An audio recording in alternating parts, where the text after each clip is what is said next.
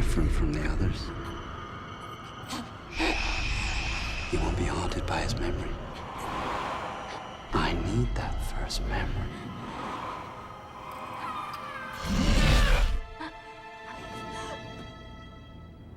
What was his name? What boy? On an overcast morning in Brooklyn, a woman named Telly Paretta sits alone on the swings of an empty playground, her gaze fixed on the wood chips beneath her feet. The seat beside hers is empty. The wind moves it slightly, and that small motion is enough to break her. 14 months ago, her 9-year-old son Sam boarded a flight that vanished over Lake Erie with all souls lost. And ever since, Telly has been carrying a grief that refuses to soften. She walks home through the gray streets and settles at her dresser. Her fingers move across a small photograph of Sam, his crooked grin, the gap in his front teeth, the freckles she used to count when he refused to sleep. She presses play on an old home video and watches her boy run, laughing through autumn leaves. The newspaper clippings of the plane accident sit beside her in a careful stack, each one a wound she has memorized. Her phone rings, pulling her out of the spiral. It's her husband Jim, asking if she'll meet him for dinner downtown. She tells him she'd rather cook at home, and as she speaks, she stares at a framed photo of the three of them together, Telly, Jim, and Sam, squinting into the sunlight on a long-ago vacation. She doesn't notice anything wrong with the photo. Not yet. Outside, she runs into her neighbor Elliot, and the small talk is gentle. But as Telly turns toward the curb, she pauses. Her car isn't where she parked it. She is sure of it. Elliot looks at her with the kind of patient concern that has become familiar lately. Telly shakes the moment off and heads to her standing appointment with Dr. Jack Muntz, the psychiatrist who has been guiding her through the loss. At Muntz's office, she reaches for the coffee that's always waiting for her. It isn't there. Muntz gently tells her that she didn't want one today, but Telly insists she can still taste it on her tongue. He suggests she must have smelled the brew and her mind manufactured the rest. He says it kindly, the way you talk to someone who is holding themselves together with thread. He tells her it's time to start letting go of the things she's clinging to. Telly stares at him as if he's asked her to amputate her own arm. Let go of Sam? Is that what he's really asking? You expect me to let go of my son? Amplify some of these memories of Sam? No. Why would I? That evening, Jim congratulates her on her decision to return to work the next day. They share a quiet, hopeful dinner. But as Telly reaches into the cabinet for a pair of wine glasses, her hand stops. The family photograph on the shelf has changed. Sam is gone. Only she and Jim remain in the frame, smiling at empty air where their son used to be. What have you done, Jim? What have you done? Why'd you change the picture? I didn't change anything. She turns on Jim, demanding to know why he would tamper with the picture. He stares at her, baffled, asking what she's talking about. She throws the frame to the floor, and the glass shatters across the kitchen tiles. The marriage cracks along with it. Telly storms out into the night. She returns to the playground. This time she is not alone. A man named Ash Carell is sitting on the next swing, drinking from a paper bag, hollowed out by his own grief. His daughter, Lauren, was on the same flight as Sam. He offers, half-heartedly, to take Telly home with him. She refuses. He shrugs and walks away into the dark, leaving her alone with the swing chains creaking in the wind. By the time Telly gets home, Jim is already asleep. She wakes him, kneels by the bed, and begs him not to make her let go of Sam. He looks at her like he doesn't recognize the woman he married.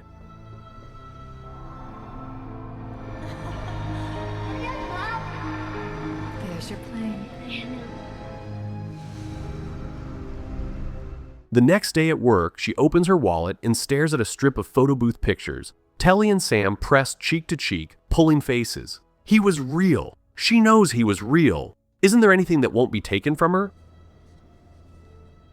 She rushes home and goes back to the dresser. Every photograph of Sam is gone. She calls Jim and leaves a frantic message, asking why he is doing this. Do you want to make me hate you?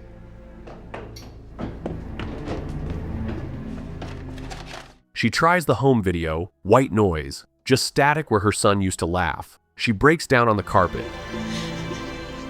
Jim arrives home to find his wife unraveling. He tells her the tapes were always blank. He says it softly, as if it's the most obvious thing in the world. Telly tells him to get out. Soon after, Dr. Muntz appears at the door. Telly grabs at him like a lifeline, asking whether he thinks Jim has lost his mind. Muntz sits her down and tells her the truth as he understands it. She never had a son. She suffered a stillbirth years ago, and the trauma was so profound that she invented Sam, an entire boy, an entire life, an entire grief, to give the loss a face. She doesn't scream. She doesn't even cry. She just stares, because if Muntz is right, then she has been mad for 9 years. He suggests gently that perhaps it's time to consider hospitalization. Telly nods, says nothing, and waits for him to leave. There are photos that he didn't take. I'll show you. Then she runs to her purse, pulls out the photo booth strip, and her son's face is gone. Just her, pulling faces at no one. She runs out of the house, gets into the car, and drives to the public library. She asks for the archived newspaper reports of the plane crash. The articles are there. The crash is there. But where Sam's name should be, there is nothing. Where the children should be listed, there is nothing. I have to go. She drives away through the rain to find Elliot. She tells her friend that she fought with Jim about Sam. Elliot looks at her with empty eyes and asks who Sam is. Telly grabs her by the shoulders, voice rising until Jim's car pulls up outside. Telly bolts. There is one person left who might remember. Ash Carell. She drives to his apartment and finds him drunk among a wall of hockey memorabilia. He used to be a professional player. His career long since collapsed under the weight of his grief. She asks if he remembers their conversation at the playground, asks him to talk to her about Lauren. He blinks at her, confused. He tells her he doesn't have a daughter. He says she must be mistaking him for someone else. Talk about this after. After what? After I sleep. He drifts off into a drunken sleep on the couch. Telly takes the chance to look around. In a back room covered in hockey posters, something doesn't sit right. The wallpaper at the edge is peeling. She tugs at it, and behind the paper, painted directly on the wall, are children's drawings. Crayon flowers, stick figure families, a little girl's name written in shaky capitals. Lauren was here. Lauren was real. The next morning, Telly is making breakfast in Ash's kitchen when he stumbles in, head pounding. She tells him to go look in the back room. He stares at the drawings and tells her the previous owner must have left them. She presses him. She tells him to say his daughter's name out loud. Just say it. Just once. He looks at her like she's poison. He steps into the other room. He calls the police. I know this is difficult. How much do you remember? I called the police. You gotta get some help. A few minutes later, officers escort Telly out of the apartment, but before they can put her in a cruiser, a different team intercepts. National Security Agency. They lift her into a black sedan without ceremony, without explanation. And then, inside the apartment, Ash blinks. He hears a name in the back of his mind. Lauren. He remembers. He bursts onto the street, shouting that he remembers, that she was right, but the NSA car is already pulling away. Telly slams her shoulder into the door, kicks it open at a red light, and runs. Agent Carl Dayton chases her through an office building, but Telly knows how to disappear into a crowd. She loses him. Outside, gasping, she looks up at the sky and sees something impossible. A strange, rippling shape moving behind the clouds. Something watching. Meanwhile, at the precinct, Jim is being questioned about his wife. Detective Ann Pope tells him they received a call about Telly vandalizing Ash Carell's apartment. Pope's brow furrows as she asks the question that doesn't fit the file in front of her. Why would the National Security Agency be interested in a grieving mother? All right? Okay. I love you. I'm gonna miss you so much. That's fun. Yeah? See ya. That night, Telly meets Ash again on the swings. He still can't understand how he could have forgotten his own daughter. They walk together through empty streets, and Telly speaks the thought that has been forming since the photographs began to vanish. What if their minds were wiped? What if someone or something took their children and is now erasing the evidence? Does Ash believe in abduction? He looks at her, shattered, and answers that at this point he's willing to believe anything. Gone. Every memory gone. I don't know. They drive to find a hotel. An SUV slams into them out of nowhere. They escape on foot through alleyways as NSA agents close in, then somehow lose them in the dark. We'll check out the streets.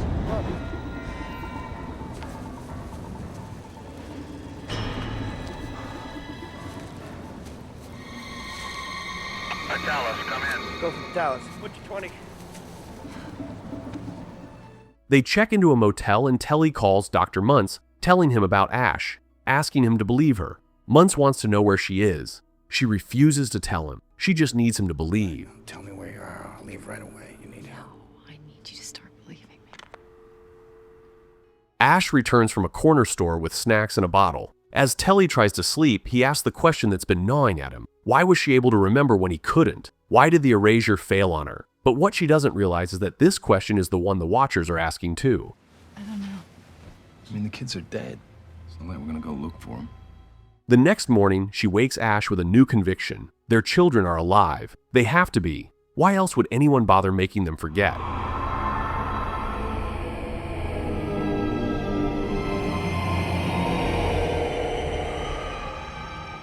They head out to find Jim, but the moment they reach the car, a policeman approaches and an impassive man with hollow eyes stands directly in their path. Ash floors the accelerator and the car strikes him. The man's body folds and falls. They drive on. Don't answer it. The phone rings. It's Detective Pope. Telly listens, then asks a question that detonates inside Pope's investigation. How can two different people remember two different children if those children never existed? She hangs up. Telly goes to see Jim. He looks straight through her. He doesn't recognize her. He tells her he isn't married. The erasure has spread. Sam is gone. The marriage is gone. Telly herself is being eaten away. What about Jim? It's them.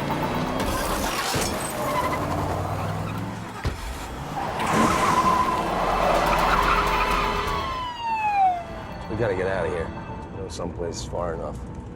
Telly. You didn't even know me. You forgot me. Pope, meanwhile, investigates the hit and run on Ash's street. There is no blood at the scene. A man was struck by a car at full speed, and there is no blood, no fluid, no biology. Then Agent Dayton appears, polite and cold, and asks her to turn over any further information she obtains. She asks him whether the NSA's presence has anything to do with the children from the crash. He tells her there are no children. There was no crash. With friends like the federal government, who needs enemies? You don't know very much. That night, Muntz visits Pope at the station. He says he used to think Telly was delusional. He says he isn't sure anymore. He tells Pope that Telly trusts him, that she will call him again, and when she does, the police should be there. Pope doesn't yet know that Muntz isn't the man he's pretending to be. I'll call you, Dr. Muntz. No, that's my fault she's out there. She was in my care. She'll call again, and when she does, you'll know. I'll be with you. You're gonna need me to find her. I need you to stay clear.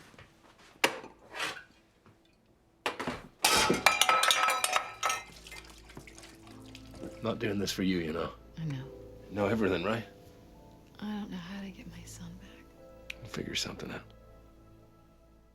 At the motel, Ash is woken by a noise. He creeps into the darkness and ambushes an NSA agent named Pedalus, dragging him inside and tying him to a chair. Pedalus is calm, almost amused. There are no children, he says. There never were. Ash threatens him. Pedalus tells them that the NSA isn't the enemy. They're just cooperating with something far larger to ensure humanity's survival. Telly demands to know how to get the children back. Pedalus says he doesn't know. He says the parents were never supposed to remember. They were part of an experiment. Then his face changes. He whispers that they are listening. Tell us the truth. The goddamn truth won't fit. Just tell us how to get the children back. I don't know anything about that. Please tell me. Just tell us. I swear to you. They're listening.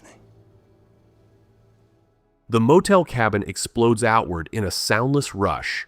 The walls and ceiling are stripped away as if peeled by an invisible hand. Pedalus is gone. Telly and Ash stand untouched at the center of the destruction. Why didn't whatever this is take them too? Why didn't they take us?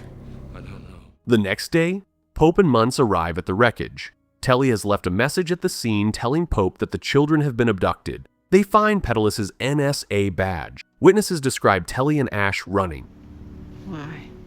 Telly remembers something. The plane was operated by Quest Air. She and Ash drive to the company's offices and find an accountant left behind to oversee the bankruptcy. They scare her into handing over the home address of the airline's director. The house, when they reach it, is abandoned. They stay the night. Inside, Telly remembers a man she saw watching as Sam boarded the plane, and Ash finds a photograph of that same impassive man tucked away in the house. The hollow-eyed watcher has been there from the beginning. Telly suddenly feels something in the air, a presence pressing against the room. They're here. She and Ash smash a window and run. Pope arrives and they split up, agreeing to meet later at Ash's apartment. Outside, Pope encounters the watching man on the street. She orders him to stop. He doesn't. She fires. The bullet hits his leg, and the wound closes in front of her eyes. Whatever he isn't human. Telly's car gets stuck in mud nearby. Pope finds her, looks her in the eye, and says she believes her. She promises to help, and then Pope is gone, torn straight up into the sky by an unseen force, vanishing in an instant into nothing. Ash, meanwhile, finds Muntz and convinces him to come with him. They meet Telly back at Ash's apartment. The watching man appears in the room. Ash throws himself at him, and the two of them go straight through the window, plummeting toward the street below. The watching man hits the pavement. Ash is yanked upward into the sky, just as Pope was. When Telly runs down to the street, the watching man's body is gone. Telly, come with me. Muntz meets her on the curb and tells her she should go to the police. She refuses. She wants to go to the airport. Some instinct is pulling her there. When they arrive, the watching man is waiting for them, alive, whole, impassive. Telly confronts him, and then Muntz turns to him and says, "It's getting out of control." He says it's time to end this. He says it's time to make it right. Turns out, Dr. Jack Muntz, the man who walked her through her grief, who held her hand through the worst year of her life, is one of the few humans who knows what is happening. He has been guiding the experiment from the inside. It's not over. Telly stares at him in horror. He tells her there's no choice. They just try to minimize the damage. She tells him she wants her son back. He insists Sam never existed. She has been holding on to memories that were planted, and they don't know why she alone can't let them go. She turns to the watching man, the entity behind it all. He tells her that Sam is not just a memory. He tells her to imagine her son here, now, in this place. She does, and across the empty terminal, in the distance, she sees a small figure. Sam. She runs toward him, calling his name. But the watching man tells her this is just an experiment. It was never about the children. It was about the bond between a mother and her child, that invisible thread that science cannot measure. They needed to know what happened when they tried to cut it. What have you done with him? It's an experiment.